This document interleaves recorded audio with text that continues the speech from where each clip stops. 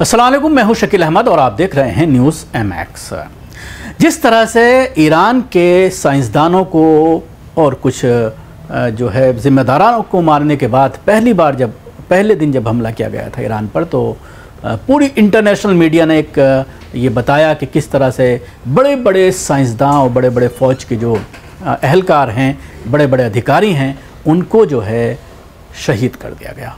इस पूरे मामले में तमाम लोगों के नाम सुर्खियों में आए। हालांकि बाद में जो है जंग बंदी के बाद जब जनाजे निकले नमाज़ पढ़ने के लिए, जब लोग सड़कों पर आए नमाज जनाजा तदफीन के लिए जब सड़कों पर आए, तो उनमें से कई नाम ऐसे थे जो मंजर आम पर आए, दिखाई दिए, जिनके बारे में ये कहा गया था कि उनकी मौत हो गई है। लेकिन इसके साथ ही एक बड़ी ख़बर, एक बड़ा नुकसान इजराइल का, जिसको इंटरनेशनल मीडिया ने पूरी तौर पर दबा दिया, और वो ये है कि ईरान के ज़रिए जो हमला किया गया 8वें या 9वें दिन, उसमें तल अवीव में एक बड़े साइंसी बिल्डिंग को, जहाँ पर बड़ी बड़ी इजादात, बल्कि दुनिया के टॉप मोस्ट जो रिसर्च होती हैं, रिसर्च सेंटर कहा जा सकता है, उस सेंटर को ईरान के ज़रिए पूरी तरह से तहस नहस कर दिया गया।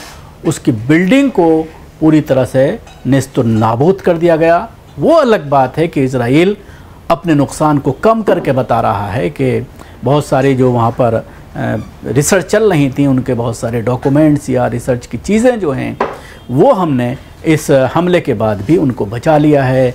आग पर पूरी तरह से काबू पाया गया। बिल्डिंग का कुछ ही हिस्सा था जो है वो प्रभावित हुआ। ये बात इज़राइल की एजेंसियों के ज़रिए कहा जा रहा है, इज़राइल के टीवी चैनल्स के ज़रिए कहा जा रहा है, लेकिन ये एक फैक्ट है कि इस बिल्डिंग को उड़ाने के बाद इज़राइल का ज़बरदस्त नुकसान हुआ है। इस हमले में साइंसदान तो एक भी नहीं मरा, लेकिन इसके साथ ही इंस्टीट्यूट की इमारत और उसके अलावा जो रिसर्च का जो डॉक्यूमेंट्स थे या जिन चीज़ों पर रिसर्च की जा रही थी, मटेरियल था, वो तमाम उसको भारी नुकसान पहुंचा है।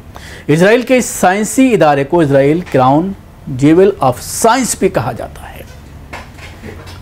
ये वीज़मेन इंस्टीट्यूट ऑफ साइंस इज़राइल का जो है, ये दुनिया के टॉप 5 में आता है। चौथे नंबर पर कहा जाता है कि यहाँ पर सबसे ज़्यादा रिसर्च जो है वो इस इंस्टीट्यूट में की जाती थी।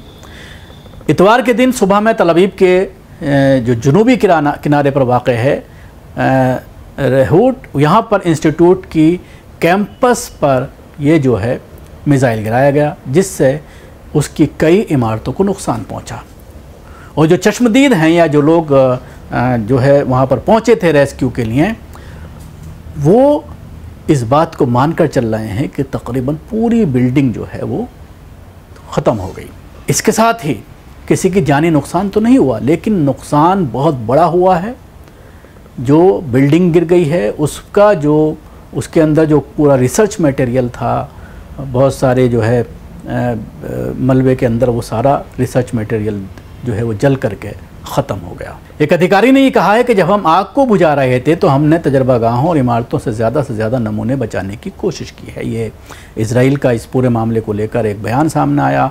और ये जो इंस्टीट्यूट है, इसके जो वाइस प्रेसिडेंट हैं, उन्होंने इस तरह का राइटर को बताया है कि ये जो है हमने कोशिश की है कि जो आग लगी थी हमले के बाद, उस आग को बुझा करके बहुत सारे नमूने, बहुत सारे डॉक्यूमेंट्स हम जो है बचाने में कामयाब रहे हैं। उसके अलावा नेतन्याहू ने इस बिल्डिंग का दौरा किया था और जाने के बाद ये कहा था कि यहाँ पर तेज़ी से जो है हंगामी हालात में इस पर कंट्रोल किया जाए, जो आग लग रही है उसको रोका जाए और दोबारा से इस बिल्डिंग को रिनोवेट करके अपनी पुरानी शक्ल में लाने की कोशिश की जाए। वीज़मेन इंस्टीट्यूट जो 1934 में बना था और ये केमिस्ट्री, हयातियात और मसनूई ज़हानत में पेशरफ्त के लिए मशहूर है। इससे पहले कभी किसी फ़ौजी हमले में बराह रास्त इस बिल्डिंग को नुकसान नहीं पहुंचा था। इसके अलावा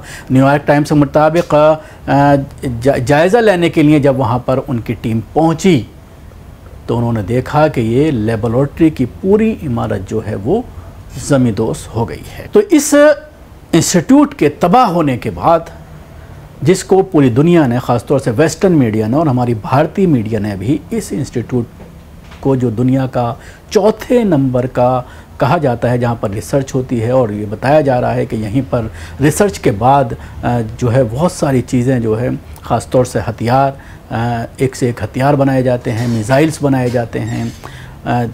इस इंस्टीट्यूट में रिसर्च के बाद ही ये सारी चीज़ें तैयार की गई हैं। तो उस इंस्टीट्यूट को ख़त्म कर देना, उसको इतना बड़ा नुकसान पहुंचाना ईरान की एक बहुत बड़ी कामयाबी है, जिसको कहीं ना कहीं मीडिया ने छुपा लिया।